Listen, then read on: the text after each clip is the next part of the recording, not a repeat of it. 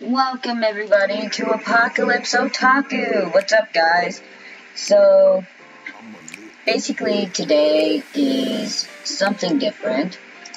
So, I'm doing it by myself today because Char is doing something else. So, we got a lot to cover today, everybody. So, we're going to be covering our anime battle. We got DVD releases, manga releases, voice actor birthdays, and of course the Toonami schedule, and of course the Toonami schedule, which will be for this coming Saturday.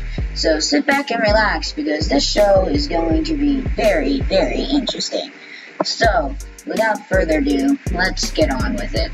So of course we are going to start with our battle first, and also we have Master News. So I forgot about that one. So with our battle, so here are where the standings were since last week. So here's what we have for right now. See my face.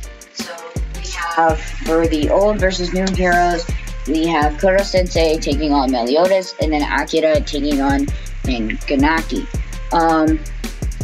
The only thing is that the poll ran longer, so basically there's one more day left on it, but I'm gonna go ahead and read the results that are for right now, that I have in front of me right now. So we're gonna start with Meliodas taking on Kuro Sensei. 8 people have liked it so far. 40 votes were cast for this one. That is crazy how many people voted on this. There were about 50 comments. One of them was basically a deep conversation about how Meliodas is stronger than Kuro Sensei. Sorry guys if I'm rubbing this over me, but hey, that's how it is. I'll just read some that were not included in the conversation. So Blitz commented, Mel kills Kuro Sensei, but they basically said Mel kills him. And then Kenma Kozumi wrote in that chat, who else misses Kuro Sensei?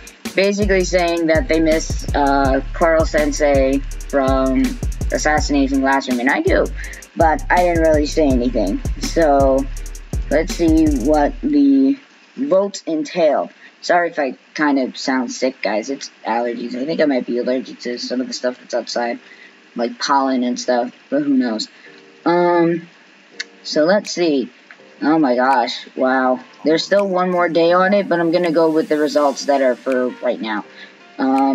Meliodas, 47.5, while Kuro Sensei had 52.5. Man, Meliodas got creamed by Kuro Sensei. That's crazy. That is so crazy. So, looks like Meliodas is out, and Kuro Sensei is in. So, we got one side determined for the, I think, this is Char's side. So, we'll talk more next week, next Sunday, about it. Or she'll see this later, so. Then we have Ken Kanaki taking on Akira from Devilman Crybaby, the Netflix original series, Devilman Crybaby. 12 people liked it, 31 votes were cast, and there was only one comment, which was, CK wrote, "Is this even a fight? Because Akira would destroy him." Yes, it was a fight. But let's see what people have voted on so far. So, Akira, 25.8. Wow. I thought Akira would move on for that one, but guess not, because Ken Kanaki had 74.2. So this is basically, it's the battle of the K's right now. So we have Ken Kanaki from Tokyo Ghoul taking on Koro Sensei from Assassination Classroom. This is what we have. These are our new sides, guys. The poll will be going up later today, as always. So this is what it looks like right now. Wow. So that is our new battle. That will be... those are our finals. Those are our final two, guys. So I'll put that poll up as soon as I am done here. So, alright. So now let's go on to the... DVD and manga releases, because there's really no voice actor birthdays today. None for the 11th and none for the 12th either, but my grandmother's birthday is on the 12th, so I want to wish her a happy early birthday. Love you. And then of course Char will give you the rest of the voice actor and voice actresses' birthdays later on in the day. So we're going to start with the Otaku calendar. We're going to start with that first. So, let's see, it's past this week. So, we're going to go ahead and go into this coming next week. We're starting with the 12th and the 13th. Sorry if I'm doubting a lot of stuff, guys, but this is my comfort zone. So, for Monday the 12th, Monday, April 12th of this year, we have a couple of releases for the UK. So, it's Azure Lane Collection Blu-ray, Chidori RSC Rifle is Beautiful Collection Blu-ray, Fruits Basket Season 2 Part 2 Limited Edition Blu-ray.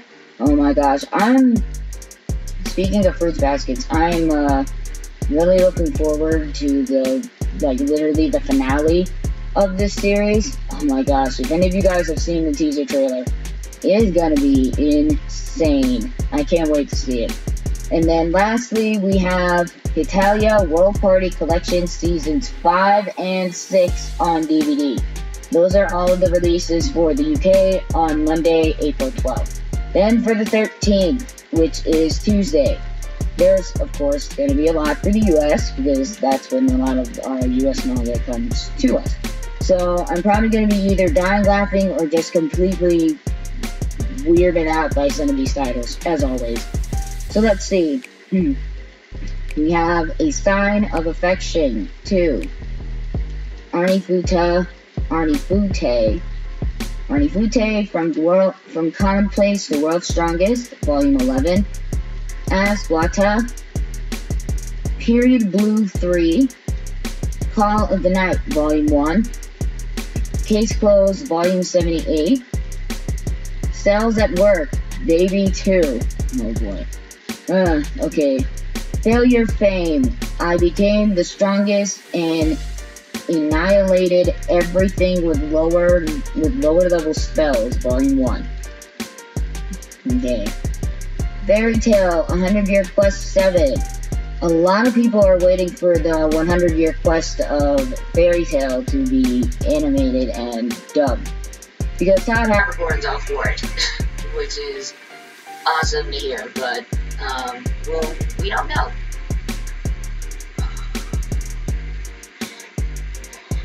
Sorry, guys. Bime, The Tale, The Art of Shuzo Oshimi. Gal Gohan, Volume 7. Harukana Receive, Volume 7. How Heavy Are the Dumbbells You Lift, Volume 6. Komi Can't Communicate, Volume 12. Love Me for Who I Am, Volume 3. Muscles Are Better Than Magic, Volume 1. Okay. My Next Life as a Villainess, All Routes to Doom, Volume 5. Persona 5, Volume 6. Pokemon Adventures Collector's Edition, Volume 7. And then also you have Pokemon Adventures Black 2 and White 2, Volume 3. Reincarnated as a Sword, Volume 5. Shaman King Anubis 2, you get Volumes 4 through 6. Sleeping Princess in the Demon Castle, Volume 14. Sweat and Soap 7. Oh man, okay. The Girl from the Other Side, Salua Run, Volume 10. The Heroic Legend of, I think it's supposed to be Arslan, Volume 14. And then finally Witchcraft Works, Volume 15. So those are all of your manga and DVD releases literally heading into this coming week. So those are all of the stuff that was released. So now let's get on to the DVD releases. So there's only 2 for the 13th of April as well as the 20th. So we're gonna just go ahead and knock those 2 out. So for the 13th, you have Kids on the Slope, and you can get it on Blu-ray. Then Laybackers, which is also on Blu-ray for the 13th. And then for the 20th, you got Kaiju, which will be on Blu-ray. So basically, it's probably going to be about monster movies. Who knows? But again, not a lot for this coming week with DVD releases. But hey, it's okay. It's okay. So, of course, we are going to move on to the Adult Swim schedule that'll be for tonight. And then also for Saturday, April 17th. So we're going to go ahead and knock out the Adult Swim schedule that is for tonight. So if you guys want to get a pen and paper and write it down, go right ahead. I'm going to go ahead and read off these titles. Not as fast. So at 8 p.m. you got Bob's Burgers. 8:30 p.m. American Dad. 10 p.m. Family Guy. 11 p.m. Rick and Morty. 12 midnight, Bird Girl. 12:30, Final Space. 1 a.m., Mama Named Me Sheriff. At 1:30, more Family Guy. 2:30, you got more American Dad. Sorry, I'm making sure I'm reading it right. 3 a.m., Rick and Morty. 3:30 a.m., Bird Girl. 4 a.m., Final Space. 4:30, Mama Named Me Sheriff. And then if you're still up around 5 a.m., we got more Bob's Burgers. So you literally start off with Bob's Burgers tonight, and then you also finish off the night with more Bob's Burgers. So that is your Adult Swim schedule for tonight.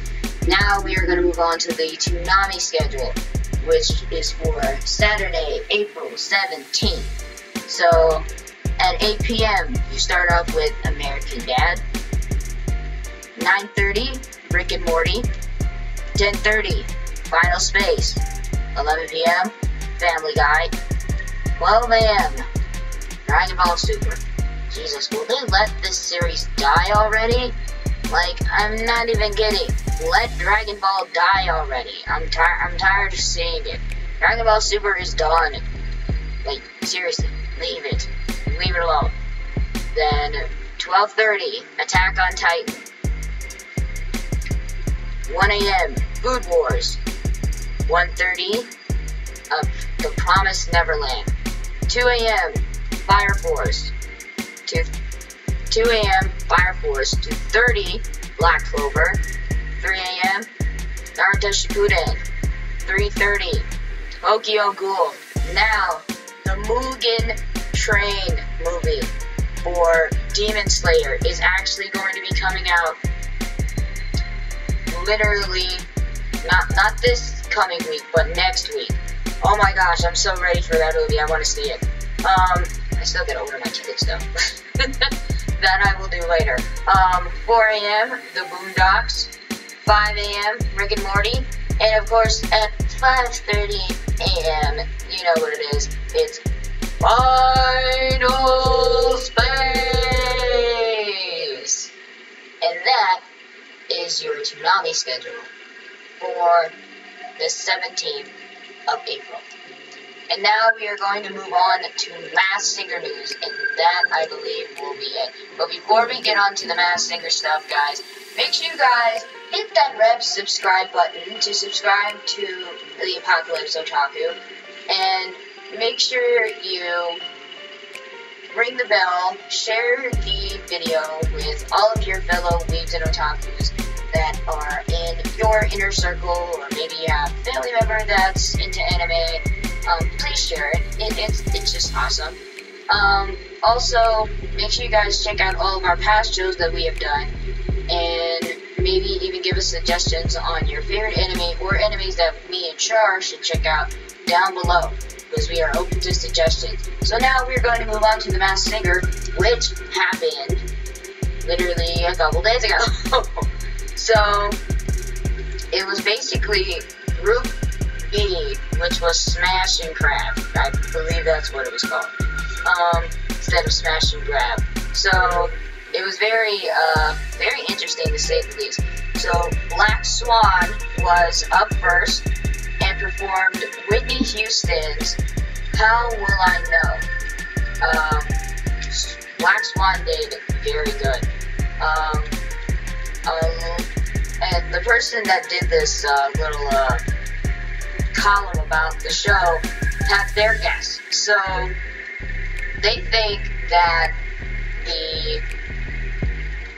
the Black Swan is singer JoJo, not JoJo Siwa, like the original JoJo from like the movie Aquamarine.